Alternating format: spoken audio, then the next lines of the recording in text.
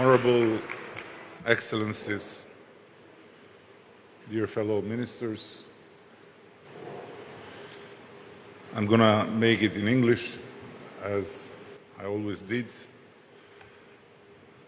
While another year is coming to an end, and we are here to celebrate the arrival of 2022 and renew our commitment to international friendship.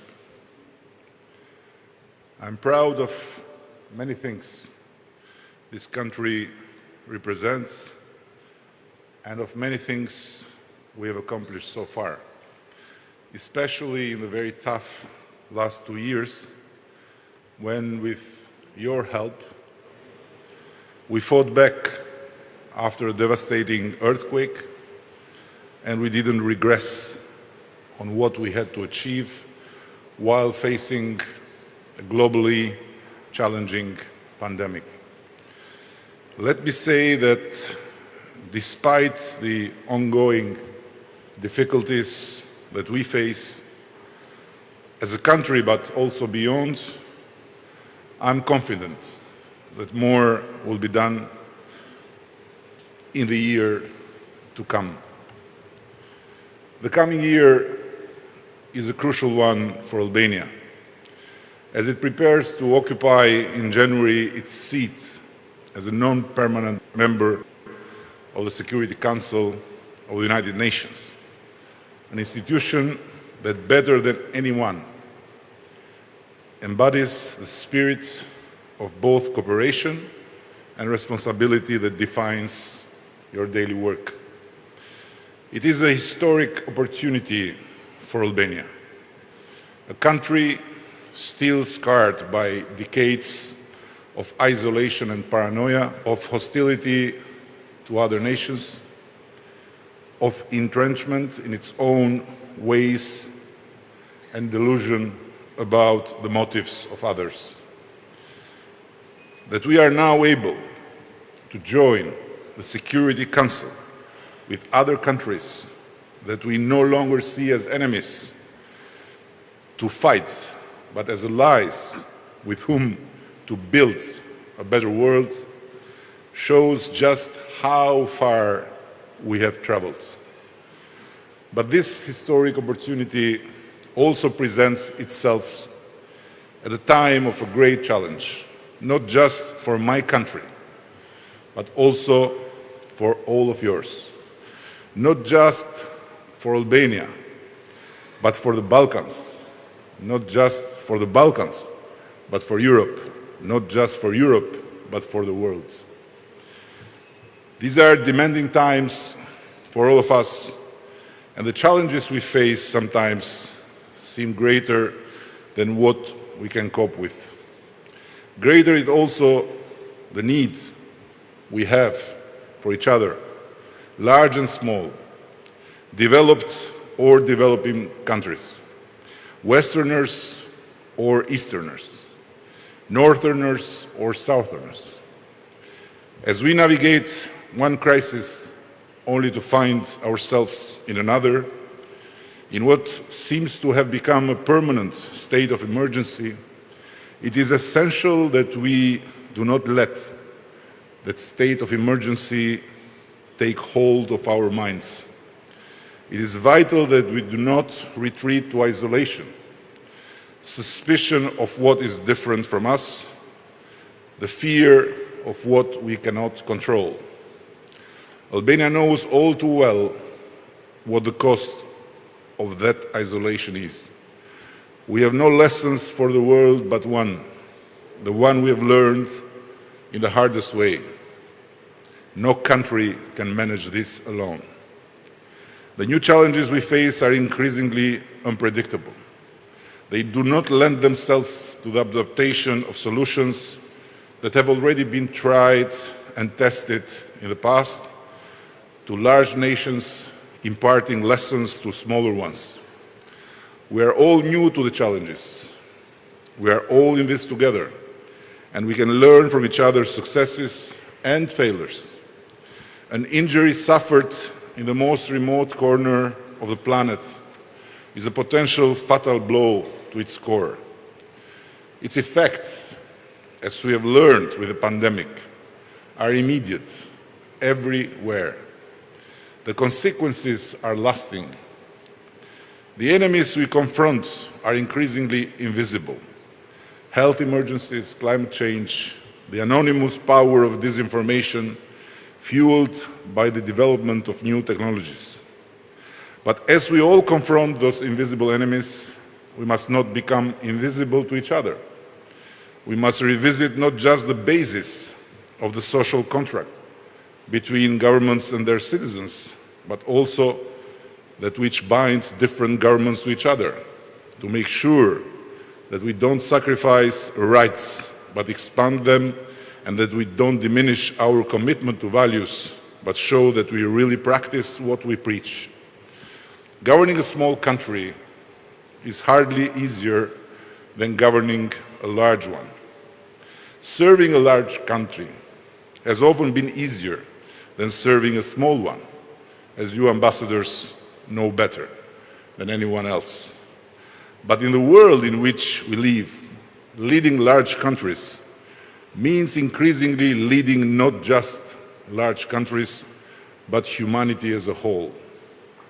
As we navigate together these challenges of the future, it is essential that large countries also adopt an enlarged point of view, the point of view of humanity as a whole. Faced with large-scale global challenges, we are all frighteningly very small. But it is crucial that large countries do not become small in their hearts and in their minds, smaller in their attitudes to other countries, in their ability to tolerate difference, in the resources they need to find to cope with the unpredictable. An infamous Albanian once said at the end of his New Year's greeting, "This year has been harder than the last. On the other hand, it has been easier than the next to come." Some may find that a plausible depiction of the current state of the world. I'm not going to tell you who that Albanian is, but I can give you a clue by telling you that he was a master of isolation, of manipulating fear and paranoia to cope with seemingly permanent emergencies. We must never let our reflection on the future become a hostage of that mentality. It's not about easier or harder years. It's about responsible and irresponsible governance. How large and small countries shape those responsibilities in the future, how they act or fail to act together on the face of uncertainty, will determine how their legacy among future generations, not of this or that specific country, but future generations of humans, if humanity is able to rise to the challenges. What we do know and how we relate to each other will determine whether next year and the years to come will be easier or harder, better or worse. Our actions now decide what happens not just to my country, but also to all of yours, to all of us together as citizens of the different nations you all here represent, but most importantly, as citizens of the world that we have a responsibility to improve. We are here to celebrate, and my wish for the new year is that just as we celebrate here, simply as human beings, we'll also cooperate further, simply as human beings. Winning a record third mandate did not make me feel unbeatable, but more humbled than ever towards the people of Albania who lent me and my party their trust while expecting more. Let me confess here personally, victory was bittersweet. I felt we had not done enough to heal divisions in a country still haunted by the past, where the messenger had to be killed before the message could be heard, and where a political opponent is still seen not as an adversary to engage, but as an enemy to destroy. After such a victory, I'm haunted more than ever by the powerlessness of power in making fast progress to modernize a country that wasted so many decades through dictatorship and then anarchy, absolute poverty and then corruption, one-party rule and then bad governance. When I contemplate the infernal speed of time in office vis-à-vis the humanly possible speed of change in the country, I feel uneasy. I know that the pace of change can never be fast enough to match the whirlwind of decades of aspirations grown from frustrated desires. Take the EU. We did whatever it took, again and again, to get the green light to the next step, and again we were let down by forces beyond our control. It is a fact of life, and while we will continue to do whatever it takes to make Albania every year a more credible, more functioning, more EU-like democratic state, time flies, and the frustration among Albanians grows. Take justice reform. We did whatever it took to start the reform of judicial after 25 years of failure. We did it with unwavering commitment, while taking all the political risks in a hostile and sometimes dangerous environment, facing opposition even within our own former coalition.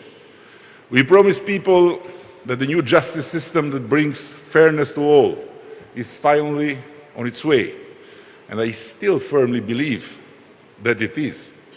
But it takes time, much more time than the time that mercilessly flies while results come just too slowly for the people of this country that have waited endlessly to live in a place where everyone is equal before the law.